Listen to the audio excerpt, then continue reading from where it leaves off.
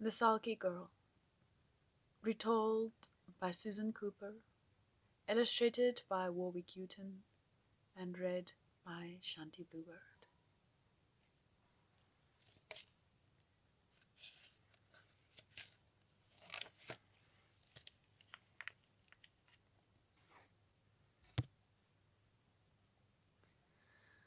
This book is for Margaret.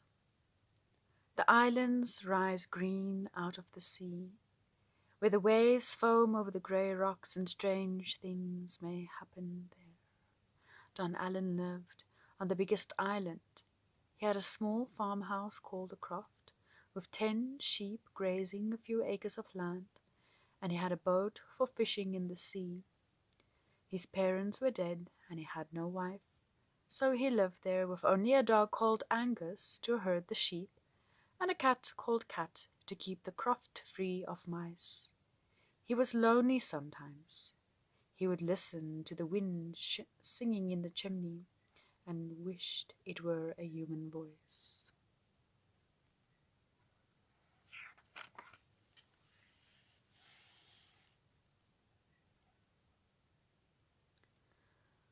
One spring morning, Don Allen went down to the beach with his dog, Angus, for company to rake the seaweed that he had dug into his garden each year. He had gathered a great bale of wheat when he thought he heard music from the rocks beside the sea. It was like the voice of the wind, but Don Allen was a long way from his chimney. He went to look, and in wonder and delight he saw 3 beautiful girls sitting on the rocks, naked, combing their hair. One of the girls had fair hair, one red and one black. The fair-haired girl was singing. She was the most beautiful of the 3, and Don Allen could not take his eyes from her. He gazed and gazed at her gleaming white body and her long lashed dark eyes, and he listened to her lilting voice singing its wordless song, and he knew suddenly that he would never be happy unless he could share his life with this magical girl.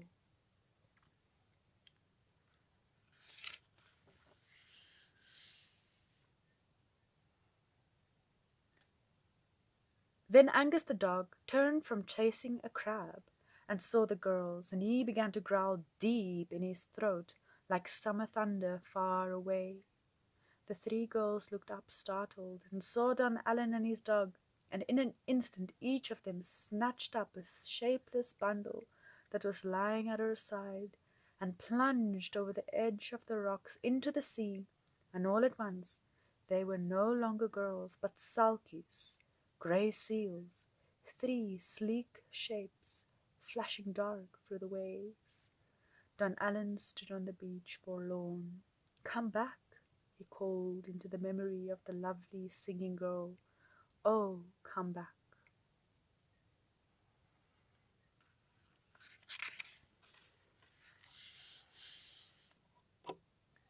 But nothing was there but the empty sea. Don Allen went sadly home, carrying his bale of seaweed, and on the way he met old Thomas.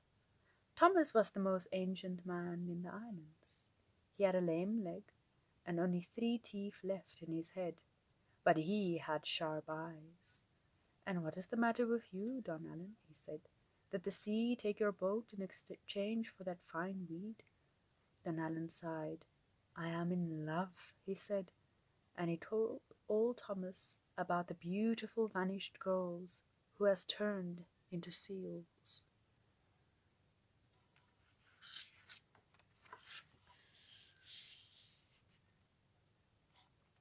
"Oh dear me," said old Thomas, whistling through his 3 teeth. "A bad choice you have made, for those are the daughters of the King of Loch Lan, out beyond the sea's brim, and they are Selkies indeed. Just once a year, on the 7th day of the highest tide of spring, they get the land longing on them, and they slip out of their skins and take human form for a day. I love her, the fair-haired one," Don Allen said. I want her to be my wife." "There's only one way for that," old Thomas said. "What is it then?" said Don Allen quickly. "Tell me, tell me."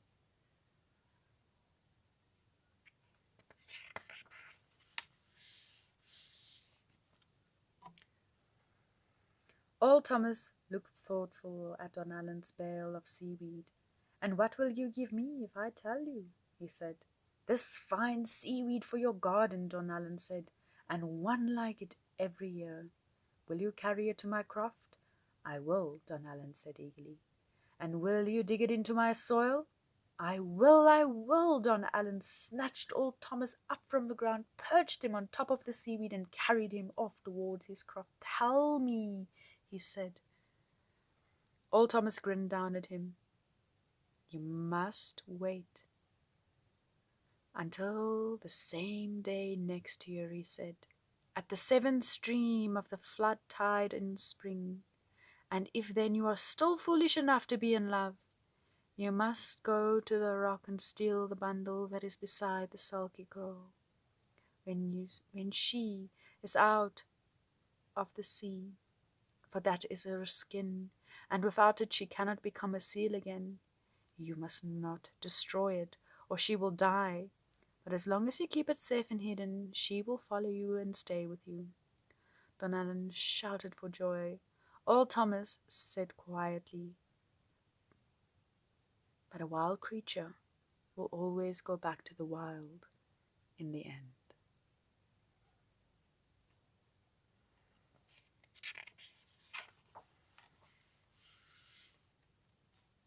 Don Allen paid no heed to that. He waited for a year, then went back to the rocky beach on the seventh day of the spring flood tides. There were the three girls again, the fair-haired ones, singing even more bewitchingly than before. Don Allen crept up the rock where they sat.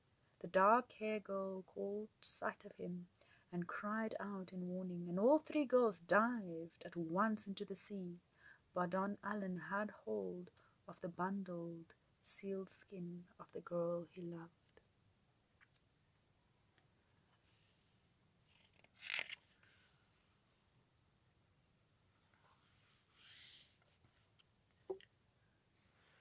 She begged him from the waves, "Oh, please give me back my skin."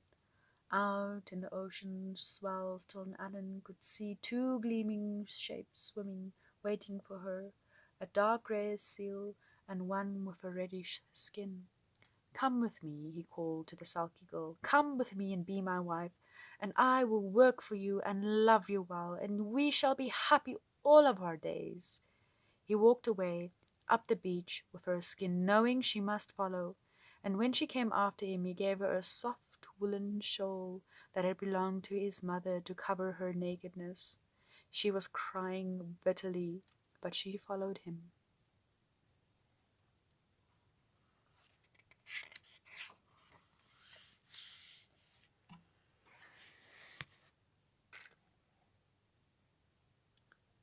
So Don Allen married the Selkie Girl, and they lived together in the croft with the dog and the cat, and the sheep outside grazing the hills. She would not tell him her true name, so he called her Marie. He kept her sealskin hidden, checking it often to make sure it never cracked or dried out. After the first day, she never asked for it again.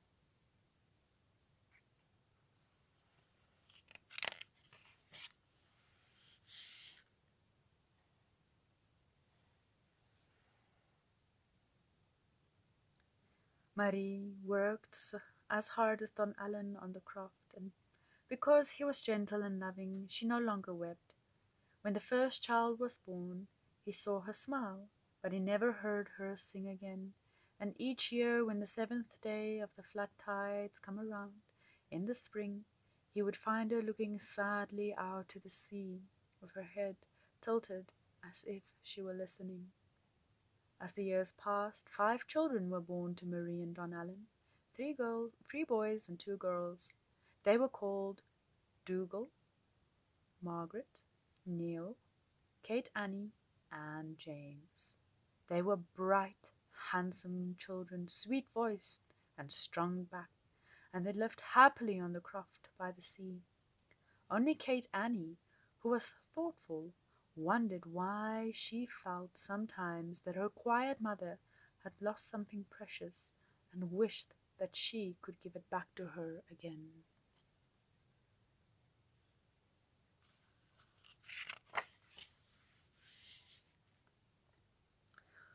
One summer day, Don Allen got up very early before the sunrise, because it was his day for checking secretly that the sealskin was safe and well. Softly he went outside and he pulled 3 stones from the wall of the house, which was as thick as a man's arm is long. Then he took out the sealskin, spread it flat on the ground, rubbed it carefully with oil, and put it back again. He did not see his younger son James, who had come creeping out of the house after him. James stared. What was his father doing, so secret, so early in the morning? He slipped back indoors to his bed, wondering what was so special about that skin of a seal.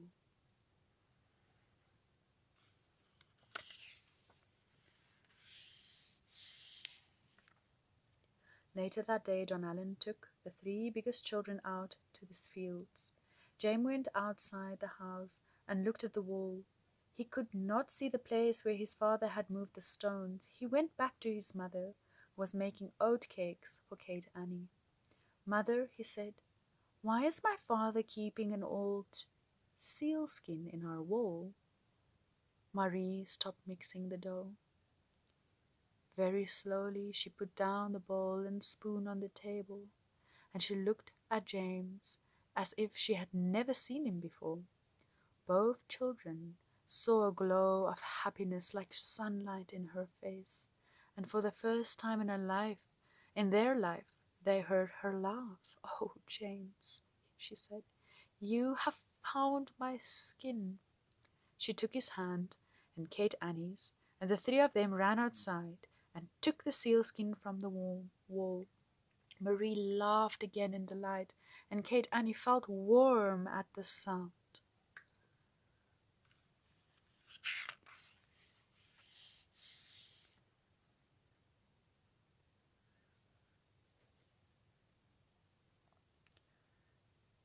"Come," Marie said to them, and with the skin in her arm she led them down to the sea. Kate Annie felt frightened, and yet she knew that something right was happening, whatever it might be. Their mother said to them, "Be brave, because I must leave you, for I was brought here from my own people against my will 20 years past, and I have 5 children in the sea and 5 on the land, and that is a hard case to be in." Kate Annie said, "We have brothers and sisters in the sea." "You have," she said, "and so do I." "Don't go," James said. He blinked hard because he felt he was too old to cry. "I love you," Marie said, and she stroked his hair. "I shall never be far away." She raised her head and looked out at the sea. "You must go to them. It is their turn," Kate Annie said. She took her brother's hand. "I look after James."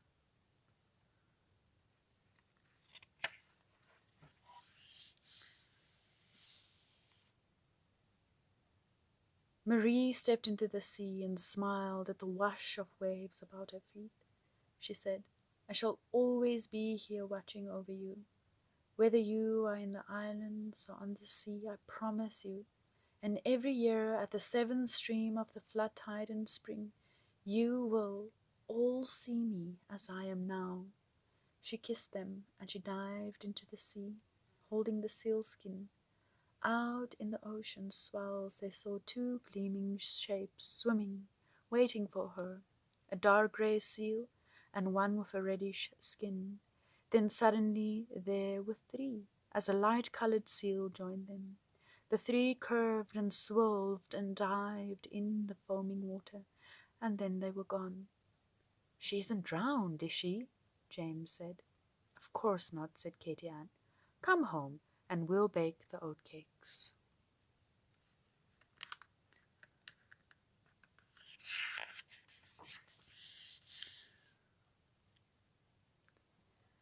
They told on Alan when he came back.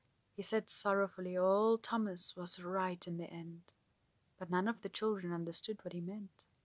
Whenever Don Allen and his children went fishing, in all the years afterwards, their nets took 3 times as many fish of those of any else.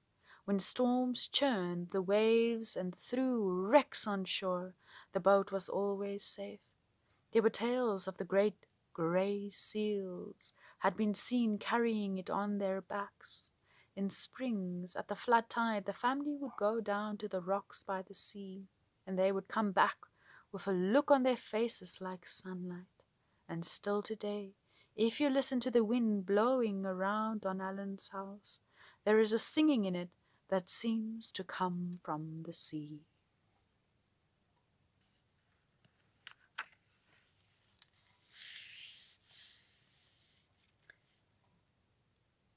The islands rise green out of the sea, where the waves foam over the grey rocks, and strange things may happen there.